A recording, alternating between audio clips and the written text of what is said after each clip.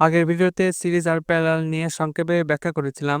আজকে 12 volt battery pack বানাবো এই 3টা ব্যাটারি দিয়ে। তো দেখুন আমি লাগিয়ে নিলাম এভাবে করে। এখন প্রথম ব্যাটারির পজিটিভটা দ্বিতীয় ব্যাটারির নেগেটিভের সাথে আর দ্বিতীয় ব্যাটারির পজিটিভটা তৃতীয় ব্যাটারির নেগেটিভের সাথে লাগিয়ে নেব। সো দেখুন আমি ভালো করে লাগিয়ে নিছি।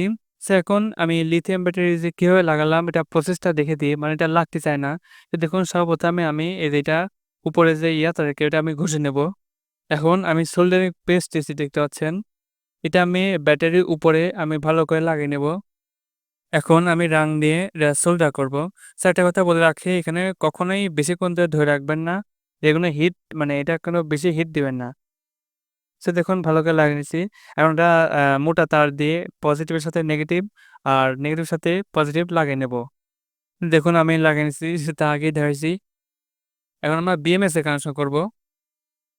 এখন আমি বিএমএস দিছি। এখন আমরা বিএমএস এ কানেকশন করব। তো দেখুন এখানে লেখা আছে 0 ভোল্ট, 4.2 ভোল্ট, 8.4 ভোল্ট আর 12.5 ভোল্ট মানে 12.5 ভোল্ট। এখন এখানে বি মাইনাস বি পজিটিভ এগুলো থাকতে পারে। মানে 0 ভোল্টের জায়গায় বি মাইনাস, 12.5 এর জায়গায় বি পজিটিভ, এইখানে বি1, বি2 থাকতে পারে। তো এই কানেকশন যেভাবে হোক এই 0 ভোল্ট বা বি মাইনাসের সাথে এই 12 ভোল্টের যে নেগেটিভ এই যে এটা তো পজিটিভ হলো। এই 12 ভোল্টের নেগেটিভের সাথে এই যে নেগেটিভের সাথে এই 0 ভোল্ট লাগাবে। 0 ভোল্টের কানেকশন হবে। এখন 4.2 ভোল্টটা এই যে এটার পজিটিভের সাথে সংযোগ হবে। এখন এই যে এখানে 8.4 ভোল্টটা এইটার এই পজিটিভের সাথে সংযোগ হবে। এই যে এইটার।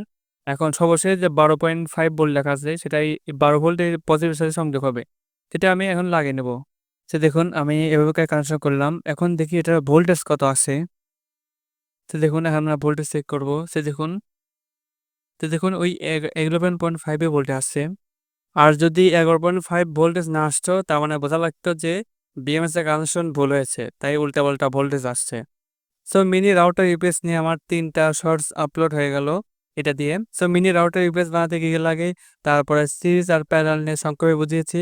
আর আজকে 12 ভোল্ট প্যাকটা তৈরি করে দেখালাম এই শর্টসে। এর পরবর্তী ভিডিওতে আমি এটা সম্পূর্ণ বানিয়ে দেখাবো।